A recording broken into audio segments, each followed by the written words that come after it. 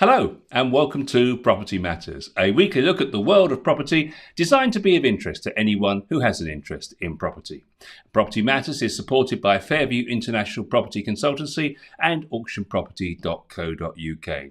Each week we're looking at those big property stories in the news and we're chatting with you hopefully from time to time. When you want to get involved in the conversation, do that wherever you're watching us in the comment section below today. And of course, don't forget to like and subscribe to the page so you get all those notifications of when we're live.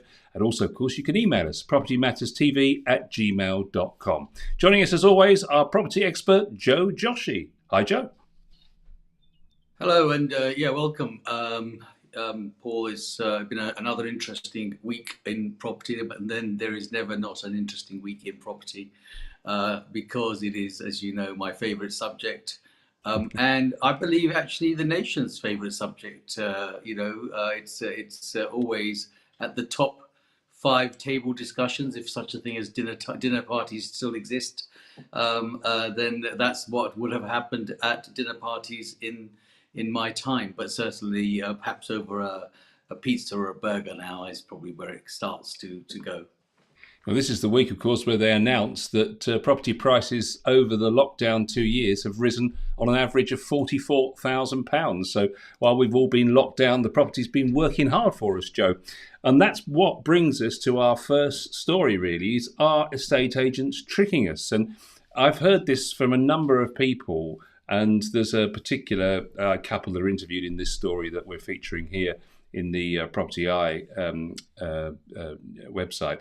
And it talks about a couple who went and had a look round all the usual portals, made a note of all the properties that they wanted to view.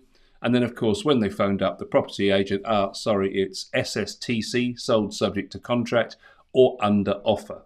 And in fact, the suggestion is that there are very few properties actually available for people to view because they're still having them up there and in the small print somewhere, or even not on there at all, it's actually sold subject to contract, which of course can be incredibly frustrating, can't it, Joe?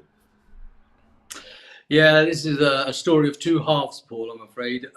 And it's a case of, what works for one does not always work for the other and vice versa. So, it's an interesting situation. And the problem is that there is a shortage of property for people to sort of put back onto the market. It's always about supply and demand, as we know. And the problem we have here really is that as an agent, and first of all I'll speak as an agent, and then I'll speak as a potential buyer. As an agent, we want to demonstrate to potential sellers that we have been successful in selling a property perhaps that is similar to theirs. So if they're making a decision as to who they're going to choose as an agent, they may do their search, whether it's the board presence in that particular area, which is probably the number one decision maker, because it's what is available to the naked eye. So imagine yourself driving around an area and you're thinking about selling a property or your property.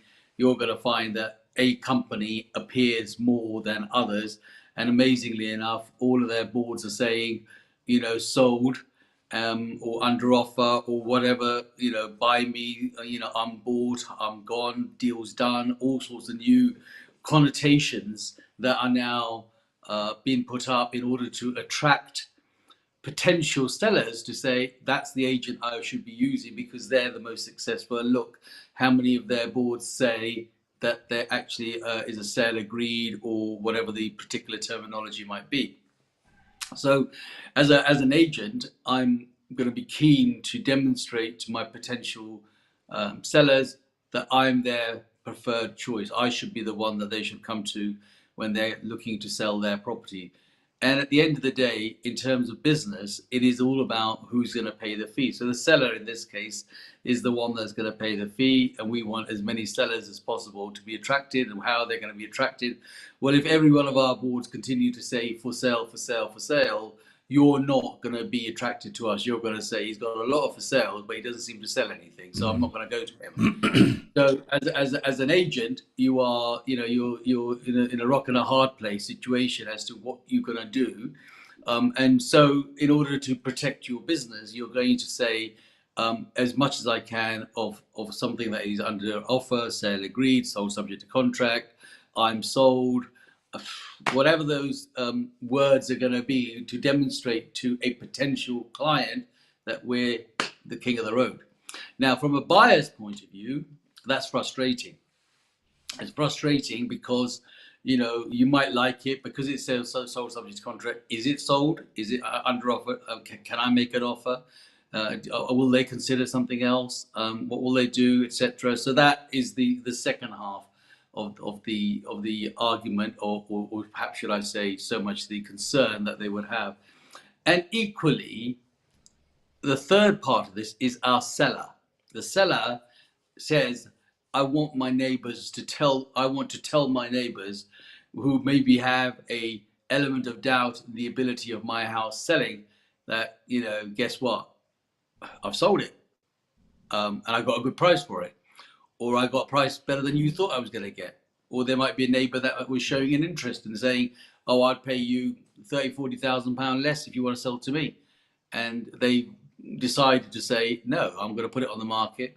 And they're keen to have a sticker out on their board to say sold subject to contract or under offer, just to demonstrate to their neighbors that, this deal is done, we're on our way. And there are so many reasons why even people that live in their houses want to demonstrate that. It's just not the neighbors. It could be a partnership dispute. It could be all sorts of reasons that tells them that they want to tell somebody out there that I've done what I said I set out to do. It's for sale. It's now under offer, and I'm on my way. Or we're on our way, and we've achieved this. Is a whole marketing structure that goes on in the background of the reasons why those things actually happen. So I think you've got to see it from everyone's point of view, and it's incredibly frustrating for potential buyers because they go out on the search looking for property, earmark certain things, do their driving around, do their due diligence, only to find out that actually when they ring up the agent says it's under offer, it's sold. Now that is a part two of our story almost that we've got to cover in today's program, and that is that at what point is something sold and what point is it under offer and what obligations and so forth. But to share with our viewers the aestheticness, the thing that is available to the naked eye says and creates a certain message for the business, for the seller, and potentially for new sellers that are going to come on the market. So that's the frustration part, and it's very hard to define which way to go.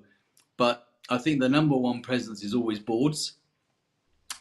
We don't like them, but if you drive around in an area, you will say to yourself, and I'm sure you've done this in the area that you've lived in, or anyone that's watching would have done it, they know that the agent to go to is the one that sold the most houses. And how is he demonstrating that? Well, you're not going to look on his website immediately. You're not going to go and phone him up and say, can I look at your register? You're going to look at the board presence in that area that shows that majority of them are sale agreed, under offer, or sold subject to contract, and so forth. So that's the greyest areas that you're gonna come across, Paul. So interesting, they did a survey and they had 720 replies of people in the estate agency profession, and asked them, should it be that as soon as an offer is accepted or an offer is placed, that either under offer, sold, or sold subject to contract should be put very clearly on all the marketing materials, particularly on the portals, to save people the time of actually ringing up and then finding that they've wasted their time. An overwhelming majority of people responding said that should be the case, and there's some pressure on trading standards now to actually make this a legal requirement, which I think is not a bad call. And they just said, they just asked trading standards to define exactly what it all means. A property remains for sale and open to offers until exchange of contracts, unless the seller agrees that the marketing should cease and the property be withdrawn from sale.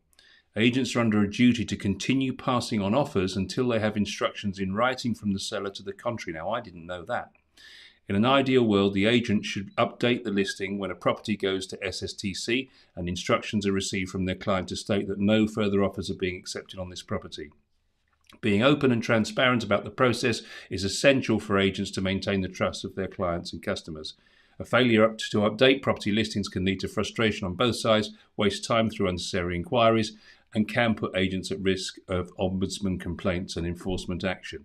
So that's the actual official comment from James Munro, who's a senior manager at National Trading Standards Estate and Lettings Agency teams. So interesting that in theory, a seller is responsible, according to the law anyway, for actually writing to say, please, I've accepted that offer, please accept no offers on my behalf anymore. I didn't know that, did you? Yes, it is. I did know that, and no seller seems to want to do that, and that's the reason why it's never actually involved.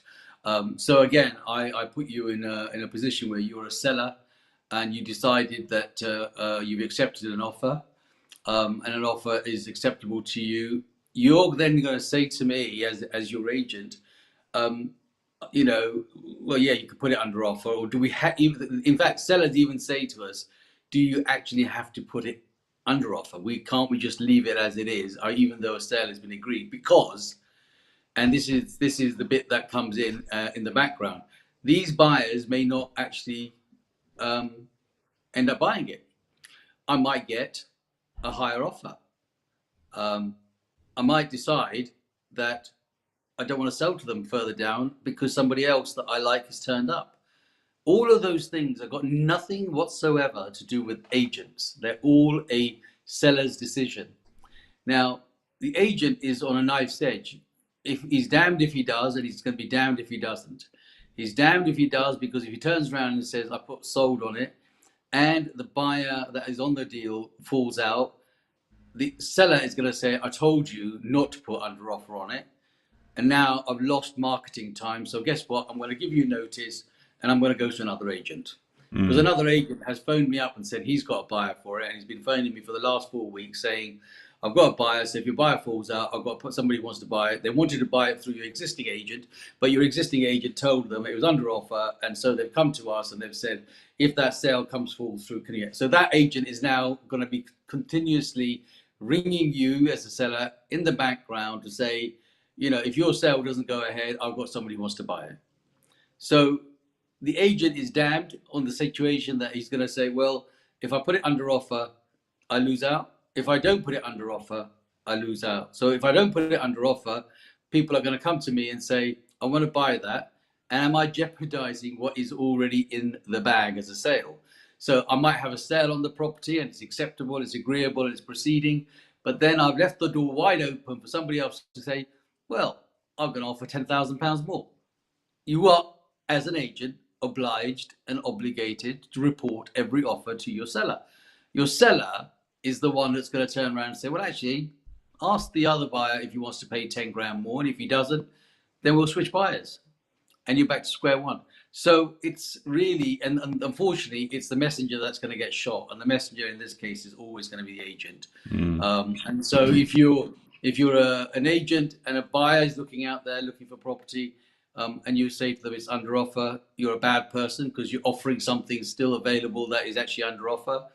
Or you're not doing your job correctly and you lose the opportunity and somebody else steps in a few weeks later because you didn't do that. So that honor or that honorable thing that you should be doing, you're actually almost made not to do because of the circumstances. And yes, the driver in all of this is always the seller. It's the seller. The vendor is in charge. It is up to the vendor to accept the offer and give the agent the authority to not continue marketing it, market under offer or sold subject to contract, or whatever the terminology that agent might be using. But no seller wants to do that, Paul. And if you were a seller, you would say to yourself, well, actually, if I do that, am I putting myself in a situation where 5, 6, 7, 8, 10 weeks down the road, that sale doesn't progress? I've got to start all of this again. And was that the right thing to do? So it's a system-wide problem. It's not a problem, and agents are not here to try and defraud anyone or trick anyone or do anything. It is the circumstances that have been created, and our client, unfortunately, is the seller. So we have to go with the seller, because the minute the seller chooses to go to another agent, I've lost that opportunity to earn a fee and earn a commission. My loyalty is not to the buyer, sadly. And if you go back, we covered this situation in conveyancing and in another subject a couple of weeks ago. In fact, I think it might have even been last week, where we talked about when people should put an equal amount of money in the pot, so that there is some pay to be had from not actually delivering the job and doing the job. So there is then, if that was the case, the seller is probably going to say, okay, well, I've put £1,000 in the pot, the buyer's put £1,000 in the pot, and whoever pulls out has got to pay the other person. The seller is going to say, guess what? Market, under offer and sold. I'll take this offer. Let's take it off the market, because I do not want to be the person that has to pay out the extra £1,000. So I'll sit back, because this man has been loyal, this lady's been loyal, this couple's been loyal, and they put £1,000 on the pot, and they know that, so they got skin in the game, as we call it, other than nothing in the game. So I believe that is probably something that the trading standards should really think about as to how that would work, because otherwise this will continue. It's done this for as many years as I've been in the business, and a long way it's going to continue. Our loyalty as agents is to the seller. However, there are new kids on the block in terms of agents. These would-be, free agents that come along, and all they are doing is muddying the water for the reality of what is there. So they say even the seller doesn't have to pay a fee. So who's their loyalty to? If this survey was done, ask the question, who would they use in terms of free? Well, if they're going to use free, then there's no such thing as a free lunch. Someone somewhere is going to pay out for it. Yeah, of course. And the reason why property is at this point is, as you know and we know, and statistics will show and have been showing for the last couple of years, how much the value of each home is worth and how much they're going up by, and what the demands have been and what the shortage is. This will be a story that will continue. But this is a little bit of a dig at agents. And it's not the agent's fault. I'm going to stand here and say that, because it is what our sellers want to do. And agents are damned if they don't, and they're damned if they do. They want new business. And to get new business, they got to demonstrate things are under offer. There's no other way of saying to somebody, whether it's a portal or whether it's the board outside or whether it's a leaflet through the door or marketing, newspaper advertising, whatever, you're going to show how successful you are. How are you going to show that? You can only show that by demonstrating how many properties you actually got sales agreed on or under offer or sold subject to contract. So I think it doesn't matter how much time we spend on this. It is going to be down to the seller, and the seller is the one that actually has the right to decide to do that, and no seller does it. No, indeed. Under offer, basically, we've got them on the screen there, the actual trading standards definitions of each one. But for sale is obviously at the moment the house goes on the market. Under offer is when the offers start to come in, but no offers have been accepted. Sale agreed is when an offer has been accepted, but they're starting the conveyancing process, so people might not have got their mortgage in place yet, for example, or they haven't done their searches and so on. Sold subject to contract is, as I understand it, when you come to the end of that process and you're about to exchange. It's not actually exchange at that point. And then sold, obviously, is once the contracts of exchange and the whole property has completed. So that's broadly speaking in layman's terms, as I understand it, for all the different terms. But I didn't realise that even when sale agreed is on there, Joe, it's perfectly legitimate, and that offer's been accepted. It's perfectly legitimate for the seller to leave it on the market and to take further offers. I didn't know that. Like I said earlier on, it's the seller who drives this all the time. And we're going to be damned if we, as an agent, if we put it on their sale agreed. Now, the interesting thing about all of these is under offer, sale agreed, and sold subject to contract. The power is in the word. So if somebody's gone past a house and it says sale agreed, the future uh, seller that comes to the agent is going to say, well, that's quick. He sold that quickly. That sale's agreed quickly, or under offer, or sold subject to contract. Sold subject to contract, the sold is in the biggest possible, largest boldness you can find. And the subject to contract is something you can't even read. And it's almost about saying, well, we've covered ourselves by saying it's sold, and in the small print at the bottom, in the minutest possible writing that you can't read as you're driving past, it will say subject to contract. But the power is in the word sold, the power is in the word sale agreed, and the power is in the word under offer. They do all the same thing. It's that it depends on how each person, each agent decides to market themselves and say what is under offer. Here, as you've got it down on the screen with the breakdown of each terminology, but in all honesty, until such times as this or some surveys are done, how many times has any of those things ever meant anything to you as a potential viewer? It all says the same thing, because if you go past the board and it says under offer, as far as you're concerned, there's a sale agreed on that. If there's a sale agreed on it, it's a sale agreed on it. And if it says sold, it's sold, which means it's gone. But actually, it's still not sold. It's actually another version of sale agreed and under offer. It's all the same message. It's just how they play on the words of it. Now, when you go onto the portals will allow you to put sold subject to contract or sold, and don't have sale agreed and under offer and all the other bits on there, because it's too much work to do that. But if you then have a portal that states that everything, so you're going to get a mix here. This is what's going to happen. You're going to get a board that says sold and sale agreed, and you're going to get a portal that says nothing. Why is that, Paul? I'll tell you why that is. They're going to say nothing. They're not going to say under offer. They're not going to say sold subject to contract. And they're not going to say sale agreed. Why is that? They still want people to make inquiries. So if you go onto your Rightmove or On the Market or Zoopla or their own website, if they were to turn every property into sold subject to contract, people that go to that window, because that's our new shop window, they're going to go in there. What's the point is going to that agent? Everything he's got is sold. I've got nothing for sale. So that portal is going to say everything is for sale, because theoretically everything is still for sale until such times a actual physical contract has been exchanged and it is sold. Until then, it is still for sale. That then brings in what we call our favorite word, gazumping.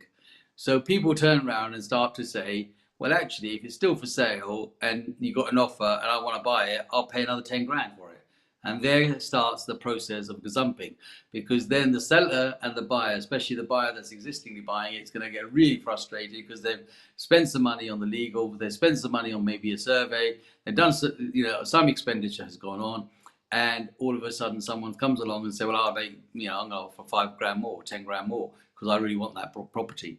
Then we're at fault as an agent, not the seller again, but really it's the seller, right? The agents are going to be at fault because they're going to turn around and say, well, the agent that marked it sold under offer, we would have looked at that. So how does the agent progress business? He can't progress and get more instructions, and he can't get more viewers if he doesn't do that. So, it's a really real difficult one to sort of do. There are things that you have to do for marketing. And there are things and hence, if you look at what the comment by the trading standards officer has been, there is nothing in his comments or his suggestion that says anything different. He cannot, because actually he's got to balance the situation, and it's a view that every buyer and seller has to take. But the ultimate decision lies with the seller.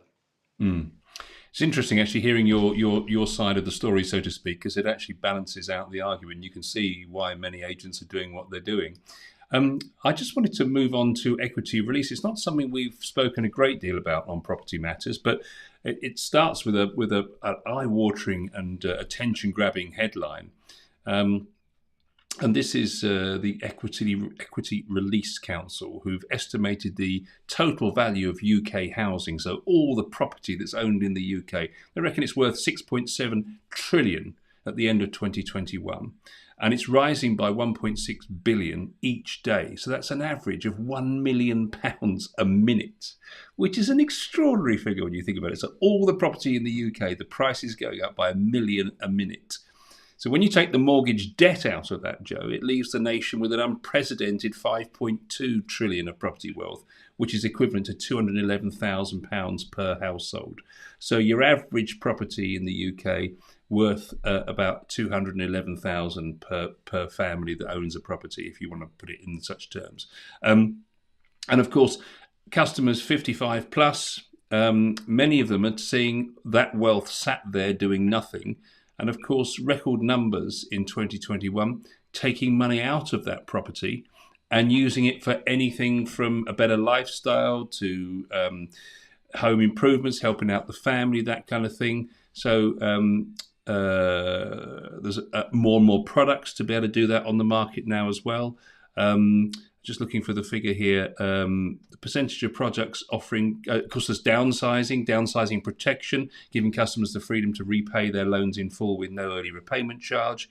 So in the event of downsizing, that increased from 50% in July 2021 to 63% in January 2022. So a lot of people taking equity out of property as they get past 55 and looking to change their life. It's an interesting topic, isn't it? Well, yeah, it's a fantastic topic, Paul, and there is a lot of equity release going on, and you underline pretty much all of the reasons there why people want to do that. Lifestyle is important, helping out family and children, is good, and of course, one of the major things in there is taxation, because at the end of the day, even though it's your main home and you're not entitled to pay any tax for increasing the profit on it, capital gains tax, but you are still going to be liable for all sorts of other duties upon your expiry, and those duties are going to be burdened to your children, and by the time all of that is taken out, you probably end up with nothing anyway. So the point is that a lot of people have started to sort of say, well, actually, I am going to enjoy my life at the age of 55, 60 years old. I'm not going to sit back and wait for, the holy man above or lady above to sort of call my number up and say, it's time's up, mate, you're going to come up.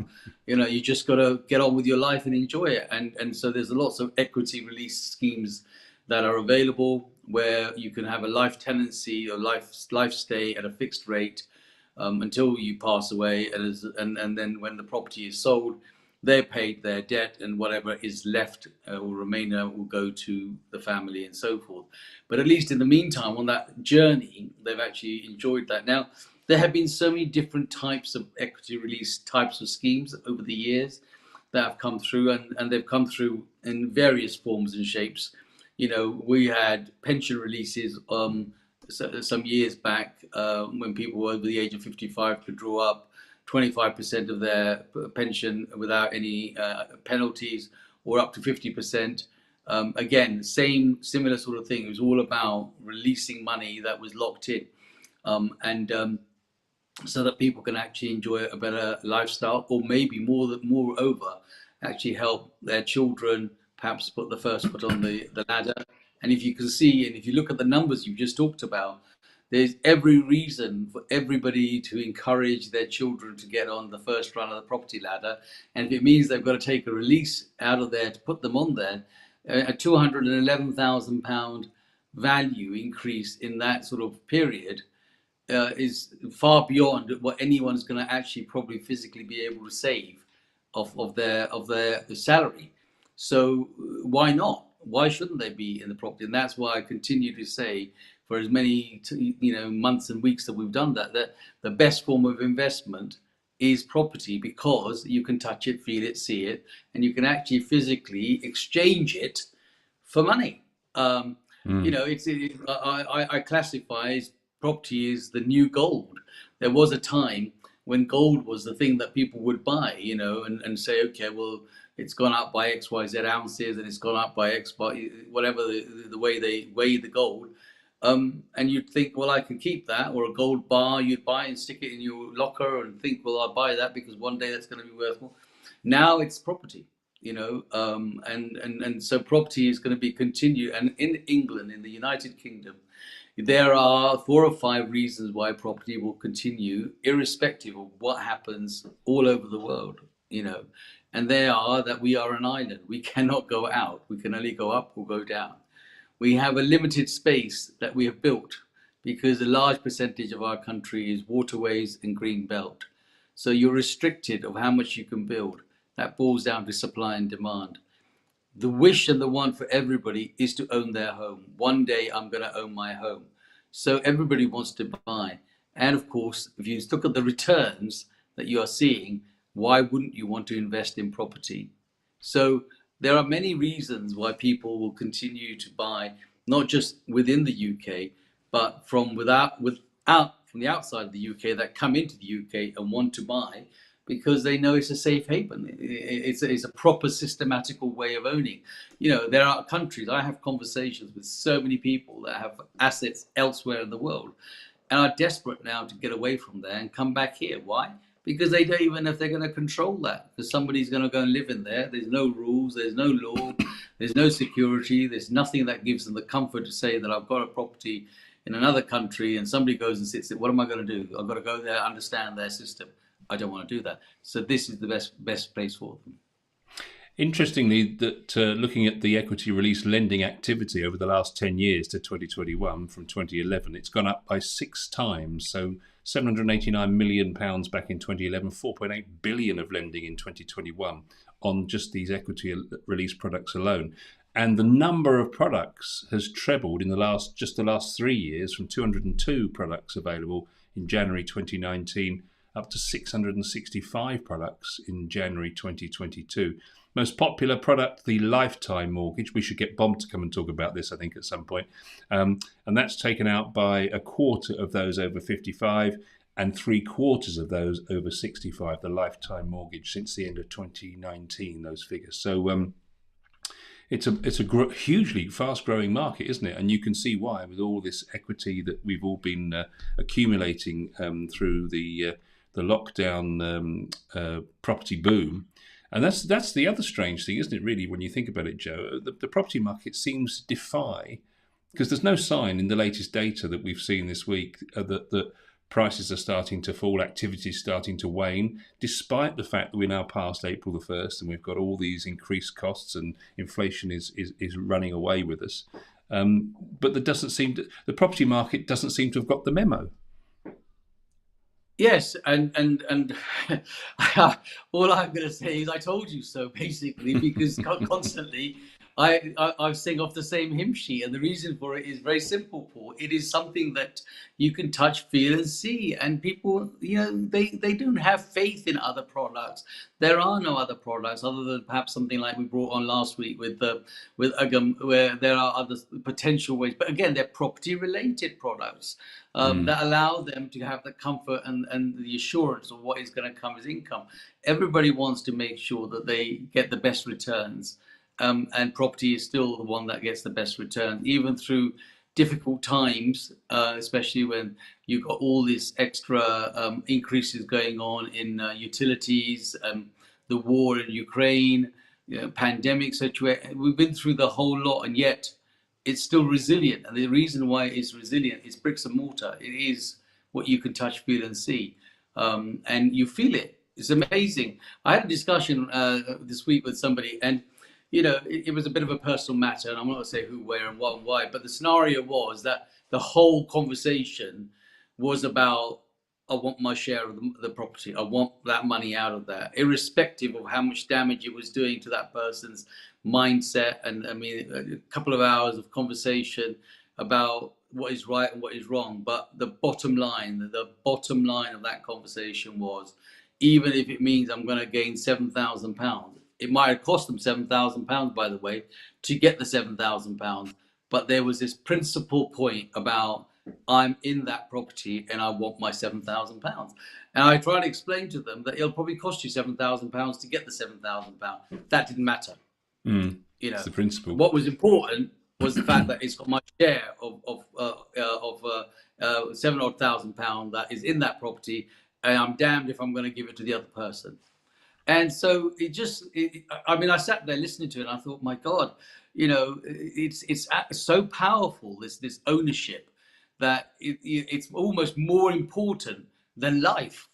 Than saying, I'll get on with my life. Okay, it's not going to happen. I'm not going to spend £7,000 trying to get £7,000 back. But that's how people's mindsets are. So obviously, as an agent and a property auctioneer, long may it continue. But I do see sometimes the question of how can people afford to continue to do that. But you know what? Where there's a will, there's a way. And when you see equity release and parents are prepared to help their children do that, they got the deposits. They got the deposits in what they are likely to inherit. So why not give it to them at an earlier stage? Time is running away with us, Joe. We've got time for a property of the week, which is 1 Bruce Grove in North London. So let me just that's the little detached business there, just on the corner by the station there, isn't it? So I think we can show it there. You can just about see the red line around it. So this is up for 1.45 when the bidding opens in the auction. Freehold investment with lapsed planning consent. So I thought this was interesting to talk about. So basically, they had the planning. Obviously, they've lost that. So someone's going to have to reapply, aren't they? Yeah, I mean, reapplying for planning is not a huge issue. It's just that the planning laws changed from 5 to 3 years.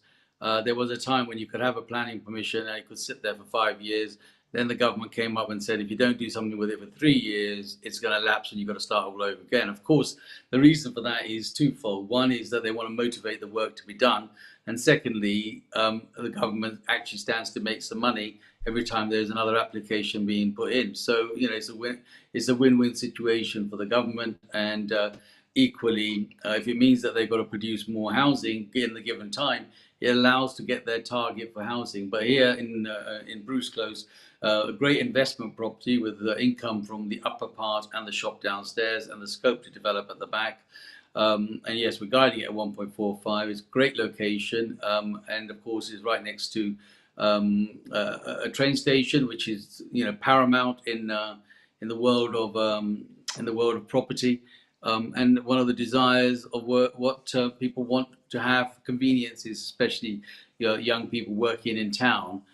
They just want to be able to sort of literally fall out of their bed and jump on the tube and go to work. So those things are important. And yeah, that's in our 24th of May next auction. Of course, we are taking on lots now for the next auction. So auctionproperty.co.uk, just contact us there. And we'll be happy to do a valuation for you. And it looks like it's near a stadium. Do you know which one that is, Joe? Tottenham. It's Tottenham. I thought it might be, actually, looking at it. Yeah, interesting. So there we are. That's our property of the week this week. And that is 1 Bruce Grove, London, North 17. So you heard Joe there. Get in touch with auctionproperty.co.uk for more details on that one. And Joe, that just about wraps it up for this week. Where has the time gone? It always seems to go quicker when we're doing property matters, probably because we're having a great time talking about our favourite subjects. So and on that note, we'll finish for this week. And thank you for joining us. Thank you for watching. Thank you, Joe, for all your comments. So we'll see you again next week.